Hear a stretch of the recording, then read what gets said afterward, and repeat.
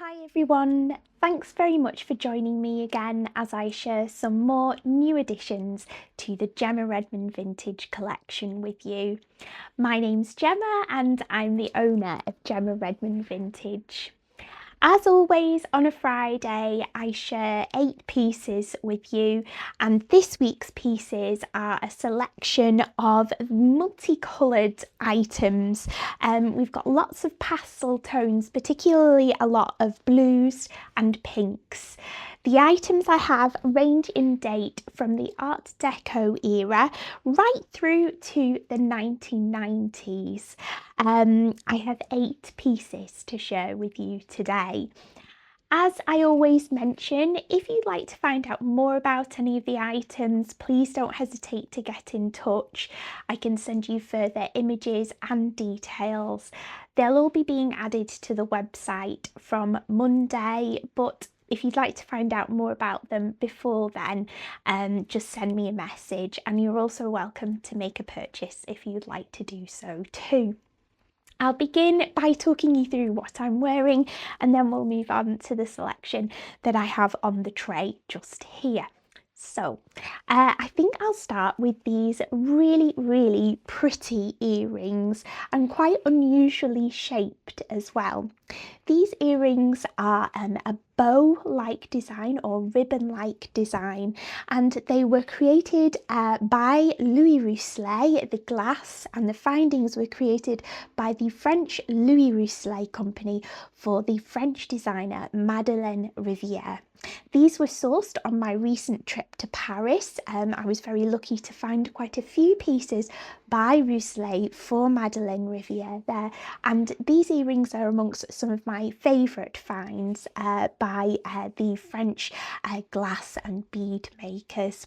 You can see that they've got this swirling ribbon-like design, and then set amongst the ribbon we've got these lovely lampwork flowers and petals in different colours, particularly pinks and greens and whites too.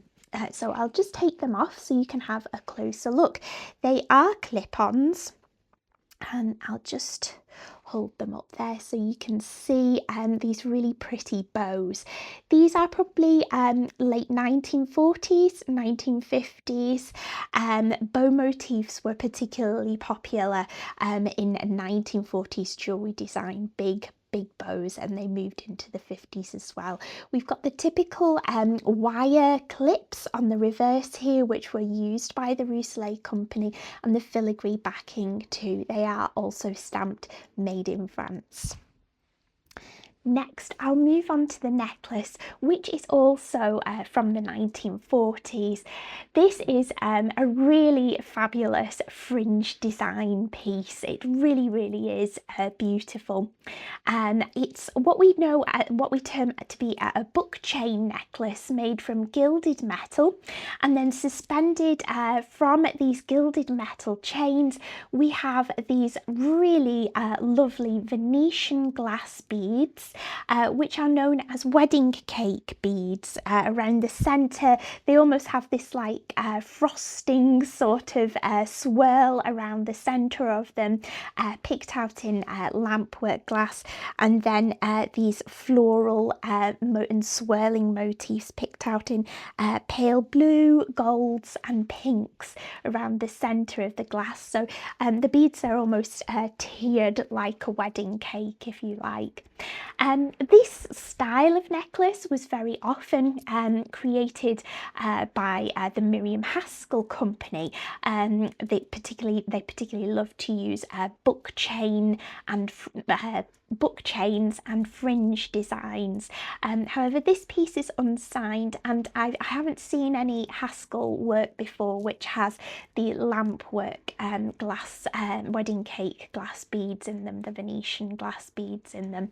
So it's perhaps influenced by Haskell, a real 1940s piece. I'll just so as you can see, it's really effective, particularly worn on top of a sort of navy colour as I've got on today, or maybe a black. The necklace fastens with a barrel clasp, so I'll just hold it up so you can see there. That's sort of again typical 30s, 40s clasp, as you can see, and the beads are all in really lovely condition, very, very colourful, as you can see. Next, we've got a lovely example of 1950s cocktail jewellery, 1950s costume jewellery. It's this gold-plated bracelet, almost like, again, a ribbon-like design, and then set within the gold plating, we've got these panels set with colourless and ruby rhinestones depicting floral designs. This piece really has echoes of the jewellery of Marcel Boucher or the Sinner Company too. However, this is also unsigned, so I will just say it's most likely American in manufacture. So I'll just unclasp it for you. It fastens with a fold over clasp, so I'll just lift it up, and the fold over clasp is really sort of neatly hidden as well, so it's almost like invisible, if you like, too. So there you can see the bracelet in all its glory, in its full length, and you can see that the construction on the inside is immaculate too. Really beautifully done. This piece is in really lovely condition, a great example of 1950s rhinestone jewellery. Next, let's move on to a brooch. This brooch dates from the late 1980s, early 1990s, and it was created by the Moschino Company, and they very often used, the designer of Moschino, he often used big, bold motifs, flowers with smiley faces on their own, quite often cartoonish motifs. This is a little bit resemblant of those designs in that it's sort of a big flat, powerful looking flower, and then the petals of the flower are made from poured glass, colourless glass hearts, and then at the centre here we've got a yellow glass cabochon here to create this sort of daisy motif. The brooch is stamped on the reverse, it's marked with Moschino, and the fastening clip works really well too. This is a great piece, perhaps, dare I say it, for coming into spring, florals for spring, groundbreaking. So this is a great sort of floral piece for coming into spring and summer, would look lovely on a blazer perhaps, or a white shirt. It's a really nice quality and in lovely condition too. Next, we'll move on to another brooch, or rather I should say a pair of brooches. These beautiful and sweet brooches date from circa 1930 and are Czechoslovakian. Actually, they're possibly 1930s to 1940s, sorry, I should say.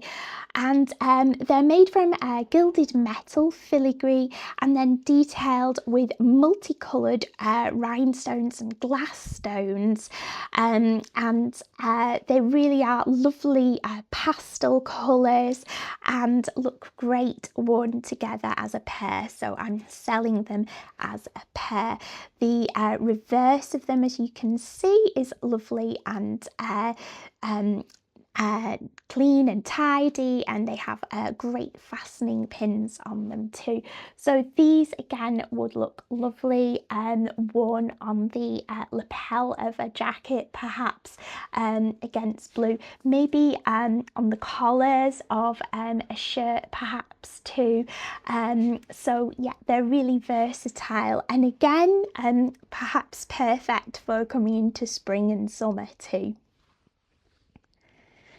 Speaking of multicoloured pieces, I'd like to show you now this lovely 1980s necklace. This is a gold-plated metal necklace, and it's detailed with multicoloured glass stones, circular glass stones in bezel settings in a style which is known as a chiclet necklace, which was particularly popularised by Chanel. This piece isn't signed, it isn't Chanel, but it nonetheless has a great look and does in fact date from the 1980s. I sourced this on a recent trip to France too, so it is most likely French in construction, in origin. So it fastens with a bolt ring, as you can see, but just for speed I'll pop it over my head because you can see it's a nice length too. This is perhaps perfect for layering with other colourful necklaces too, or just wearing on its own as I'm doing here. Next, another colourful pair of earrings. These earrings date from the 1960s, and they are French and were most likely created by Francois Montague due to the fact that on the reverse they feature the concentric circle backings that we often associate with jewellery created by Francois Montague. These earrings are made from, we've got a mixture of glass and resin beads here in all sorts of colours, and some with an almost opalescent sheen to them as well. I'll pop them in. I think these earrings work particularly well with this necklace. And the colours really sort of complement each other.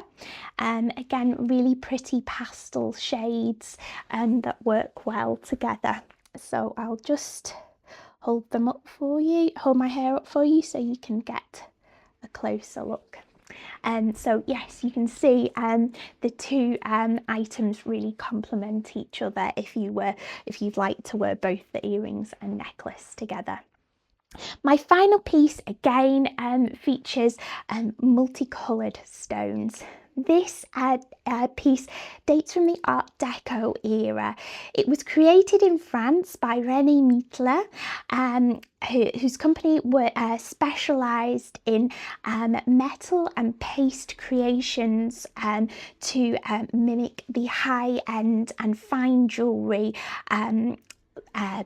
popular at the time in France.